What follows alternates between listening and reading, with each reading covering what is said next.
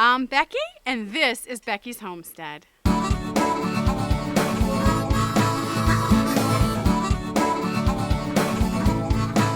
This week, we're going to go visit Alpaca Ambassador's farm. It's an alpaca farm in Live Oak, Florida, and they also have emus and camels. So I'm really excited about going to visit her ranch. I'm here today with Joyce Simpson, and she is the owner of Alpaca Ambassadors, and she's going to tell us about her alpacas today. Hi.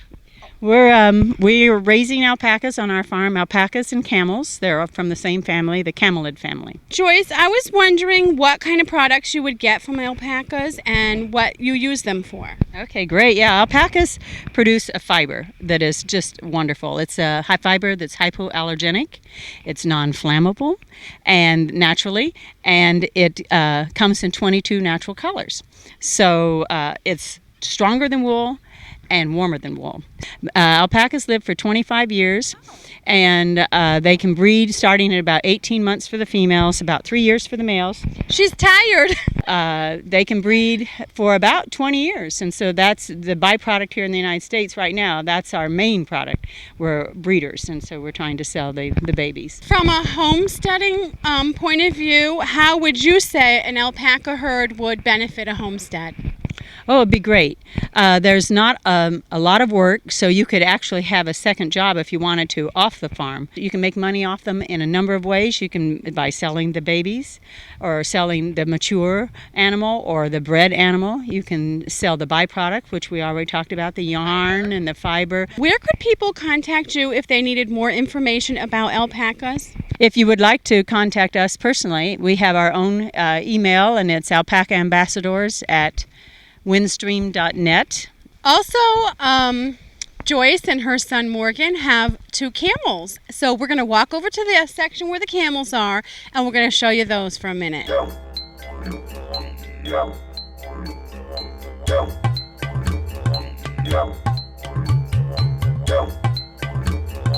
We're waiting for him. We're standing here by the little boy camel.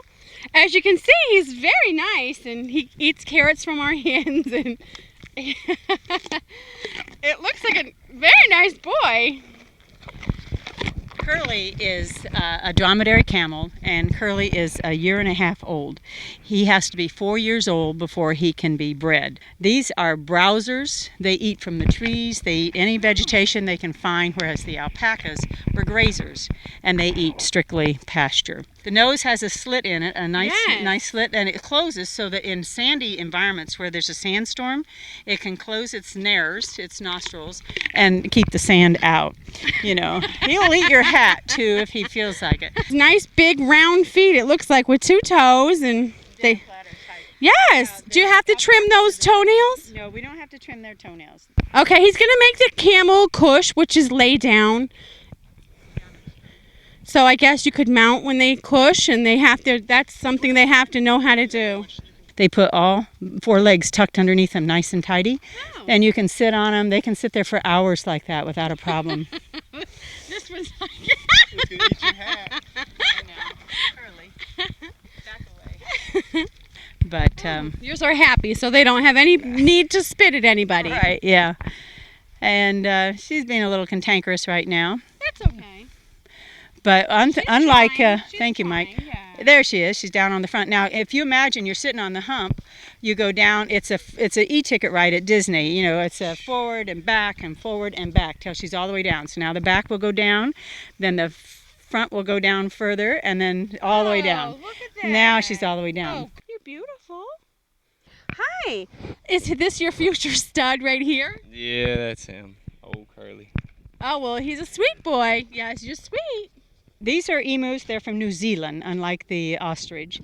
They don't get as big as the ostrich, but this is the maximum size you'll see. We have a male and a female here. You can tell them apart by their noise that they make.